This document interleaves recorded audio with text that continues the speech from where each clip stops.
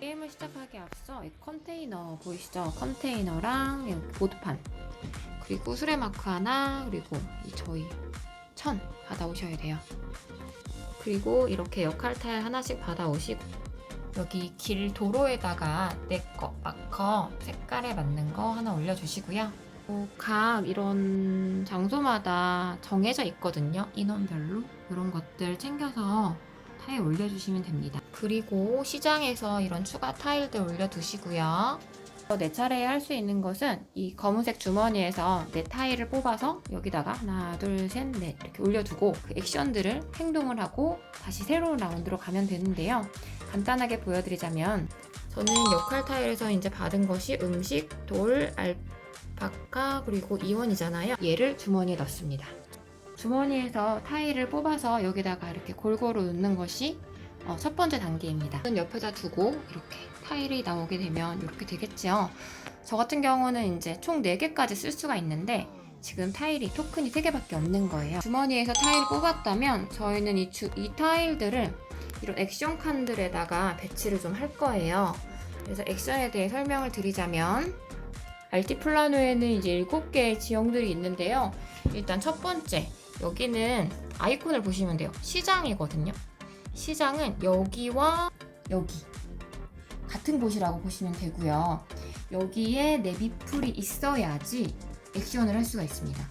예를 들어서 이 계약 카드를 1원 주고 받는다든지 아니면 이런 확장들을 구매하시면 되는데, 여기는 무료와 1원이고 여기서부터는 1원 더하기 카드에 표시된 금액입니다.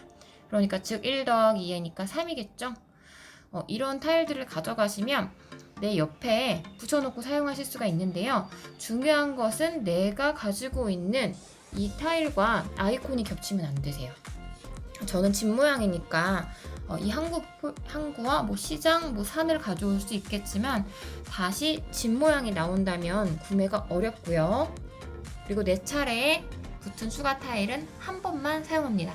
내 차례에 시장 타일에서 이 계약 카드를 가져와서 이제 점수를 올리는 방법도 아주 좋은데요. 13점 더하기 옥수수를 받잖아요.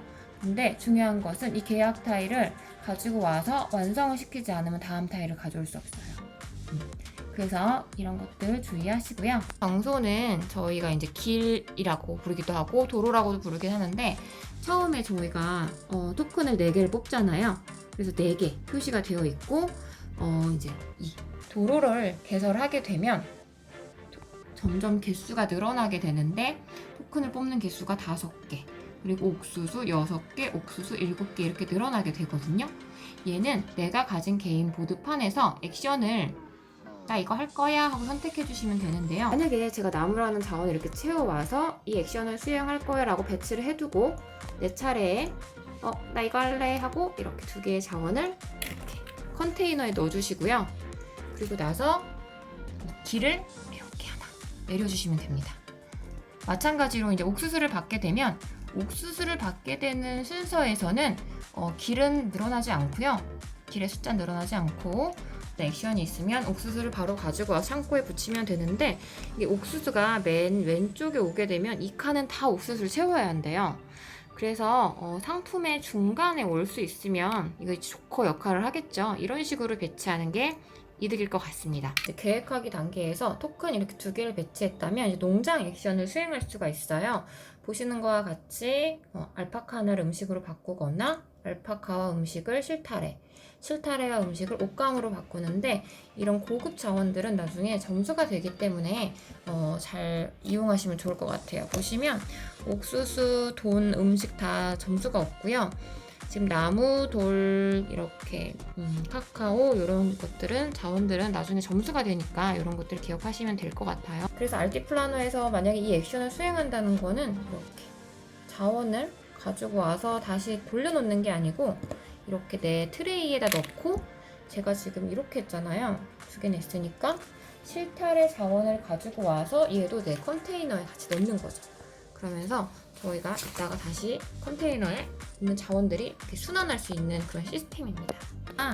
여기서 액션을 수행을 했는데 옆에 지역으로 넘어가고 싶을 때가 있어요. 그쵸? 그래서 그럴 땐 어떻게 옆으로 넘어가느냐, 옆으로 넘어가는 방법은 내 보드판에 이 수레를 옮기면 되는데요. 한 액션마다 한 번 사용할 수 있고 한 칸에서 3칸까지 사용할 수 있기 때문에 알티플라너의 7가지 지형에 모두 다 갈 수 있습니다. 그래서 사용할 때는 이렇게 수레 사용할게요 하고 옮기고 나서 이동을 해주시면 되고요. 전 여기서 이렇게 왔죠.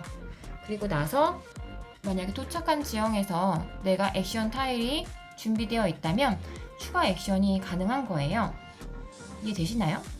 그래서 저는 수레를 사용하고 여기 도로로 와서 도로에 있는 액션을 배치해 두었기 때문에 얘를 다시 이렇게 해서 제 컨테이너에 넣고 지금 색깔이 다르지만 다른 걸로 칠게요. 이렇게 내려와서 이제는 자원을 6개까지 뽑을 수 있는 그런 혜택을 받게 됩니다. 그래서 저희가 실행 단계, 행동하기 단계에서는 이런 배치된 토큰들을 사용해서 할 건데 순서가 좀 중요해요. 그래서 예를 들면은 제가 지금 여기 시장, 그리고 수레, 그리고 여기 도로까지 이렇게 액션을 해놨는데 물론 내 미플도 이 장소에 있어야지 해당 사항을 저희가 수행할 수가 있어요. 지금 보시면 전 노란색인데 시장에 있잖아요.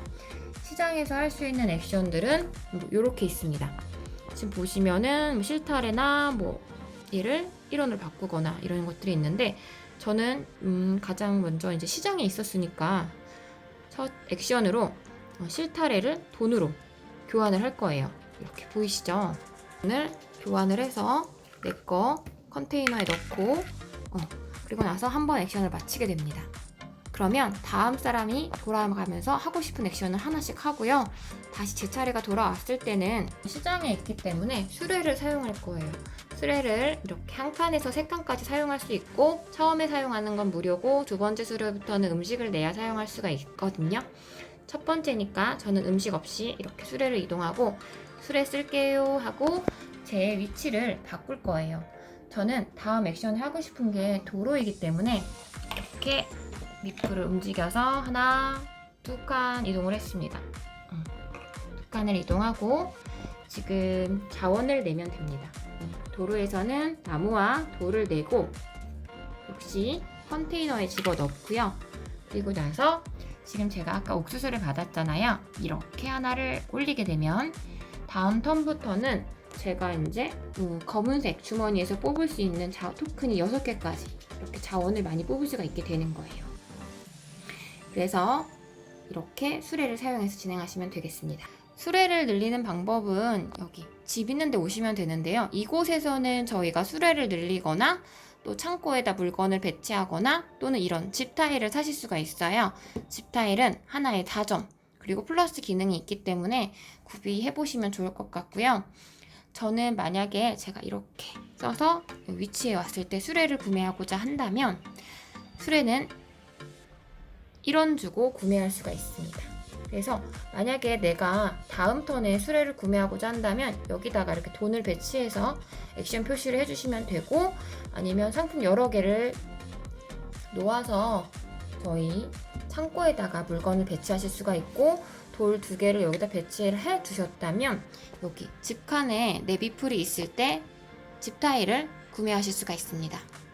다음은 항구인데요. 내 미플이 항구에 도착을 한다면 우리는 이 계약서 타일과 물고기를 얻을 수 있고 여기다가 이제 자원을 배치하시면 되는데 주로 음식과 물고기들을 배치하면서 우리는 액션을 수행할 수 있습니다.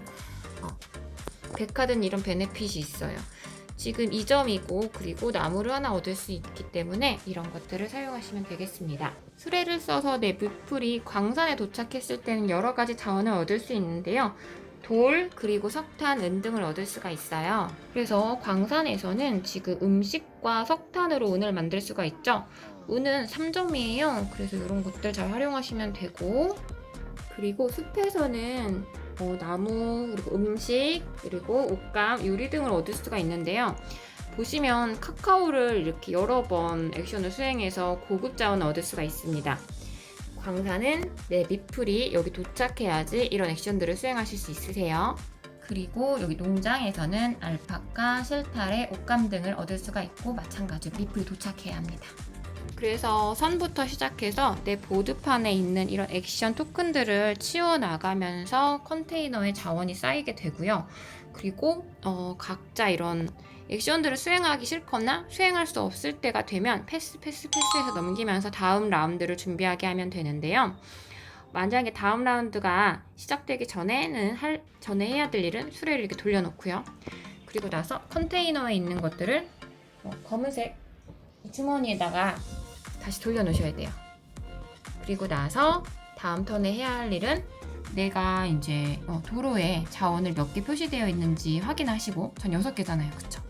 그러면 여기서 자원을 6개까지 뽑아서 먼저 배치를 하고 다시 액션 어디한지 하고, 그리고 액션을 선부터 플레이 하시면서 게임을 해 나가시면 되겠습니다. 멀티플라노의 승리 조건은 이런 곳들에 이제 카드가 다 떨어지거나, 그리고 자원이 떨어지거나 확장 스트립을 보충할 수 없을 때 게임 종료 조건이 발동이 되고요. 이때는 현재 라운드가 완료된 다음 최종 라운드가 한 번 더 진행이 돼요. 그리고 나서 점수 계산을 하는데, 점수 계산은 점수 계산 표에서 보시면 아시겠지만 이런 자원들도 점수가 되고요. 그리고 특히 창고에 보시면은 이런 채워진 칸들에 대한 점수는 또 다시 받을 수 있으세요. 은은 이제 3점이잖아요. 아이 토큰별로 3점씩 받고, 그리고 여기 채워졌으니까 2점 받고요. 채워지지 않은 칸 점수를 인정하지 않고 채워진 칸 5점을 또 받으실 수가 있습니다. 그리고 백카드와 집카드, 이 계약서 타일에 완료된 것들만 점수를 받을 수가 있어요. 이렇게 해서 점수 계산하시면 되겠습니다. 지금까지 나탈리아의 보드게임 소개였습니다. 다음에 저는 또 뵙도록 할게요. 빠이.